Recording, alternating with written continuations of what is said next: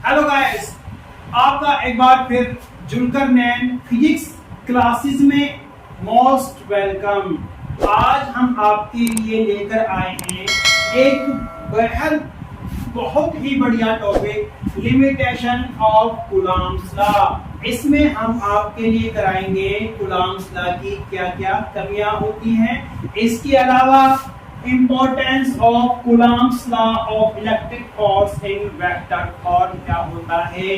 तो आप लोगों ने बच्चों जिसने चैनल सब्सक्राइब नहीं किया वो सब्सक्राइब करें, लाइक करें, कमेंट जरूर करना और आपके सपोर्ट की बेहद जरूरत है।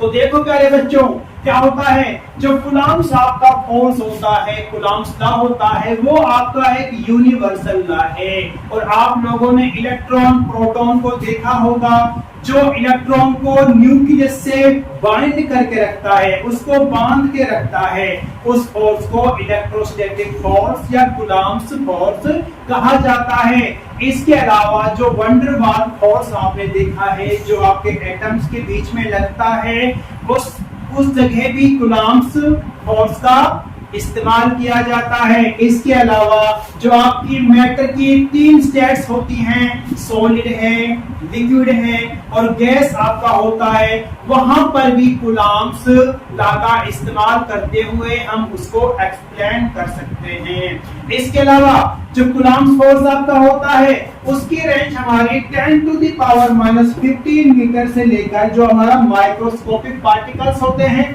और हमारे macroscopic distance 10 to the power 18 metre तक इसकी रेंज है। इस रेंज तक ये हमारा कूलम्ब्स लॉ इस्तेमाल किया जाता है। और सबसे बड़ी बात क्या है, ये हमारा सिर्फ और सिर्फ पॉइंट चार्जेस के लिए इसको इस्तेमाल किया जाता है। ये इसकी सबसे बड़ी लिमिटेशन है।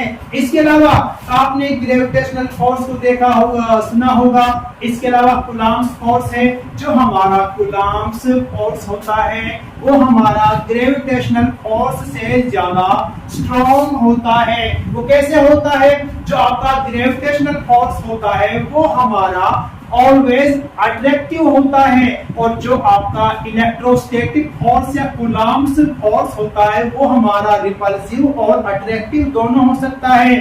अब इनको आप स्ट्रॉन्ग के बारे में कैसे पता लगाओगे, मान लेते हैं एक कागज का टुकड़ा है, उस कागज के टुकड़े को जब हम नीचे उसको छोड़ते हैं तो वो पृथ्वी के द्वारा उसको ग्रेविटेशनल फोर्स के द्वारा उसको अट्रैक्ट कर लिया जाता है और वो आपकी जो सरफेस है उस पर जाकर वो रुक जाता है। अब हम किसी भी ग्लास रोड होती है, जब उस ग्लास रोड को हम अपनी बालों पर रगड़ते हैं तो बालों पर रगड़ने की वजह से हमारा इसके ऊपर नेगेटिव चार्ज प्रोड्यूस हो जाएगा ग्लास रोड पे। जब उस जो हमारा पीस ऑफ पेपर है उसकी तरफ करते हैं तो पीस ऑफ पेपर हमारा उस ग्लास रोड से चिपक जाएगा।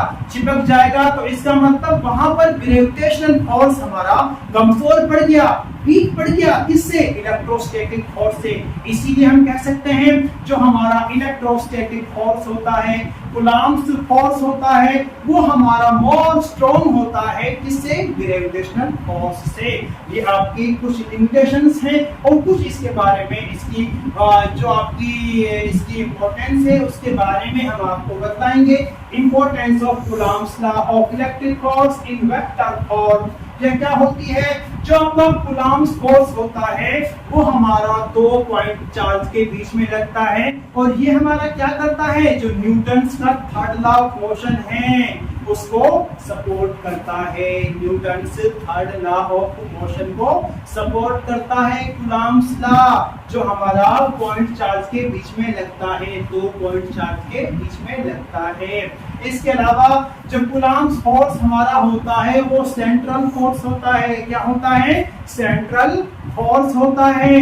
सेंट्रल फोर्स कैसे होता है कि जो आपके 2 पॉइंट चार्जेस हैं वो जिस लाइन के द्वारा आपस में जुड़े हुए हैं उस लाइन के अलोंग में फोर्स कूलम्ब्स फोर्स एक्ट करता है। तो इसीलिए हम इसको सेंट्रल फोर्स कह सकते हैं। और तीसरा हमारा जो कूलम्ब्स फोर्स होता है वो हमारा एक कंजर्वेटिव फोर्स होता है। वो कैसे? जब किसी भी चार्ज को एक जगह से दूसरी जगह ले जाने में जो वर्क डन किया जाता है उस वर्क डन किया जाता है। तो जो वर्क डन किया जा रहा है, जो उन दोनों के बीच में पाथ होता है, एक चार्ज से दूसरे चार्ज के बीच में जो पाथ होता है उसके ऊपर डिपेंड नहीं करता। इसीलिए हम कह सकते हैं कि जो कूलम्ब्स फोर्स हमारा है कंजर्वेटिव फोर्स होता है। और इसके बारे में थर्ड चैप्टर में इलेक्ट्रोस्टैटिक पोटेंशियल जब आएगा कि फोर्स हमारा कंजर्वेटिव होता है या नहीं होता, उसमें हम आपको डिटेल से बताएंगे। तो प्यारे बच्चों, आप इसको जल्दी से फटाफट नोट्स बना लीजिए, तैयार कर लीजिए, आपके लिए बेहद ही इंपॉर्टेंट है। तो हमारी इस चैनल को सब्सक्राइब करना, लाइक करना, शेयर करना और कमेंट करना ना भूलिएगा। Thank you very much.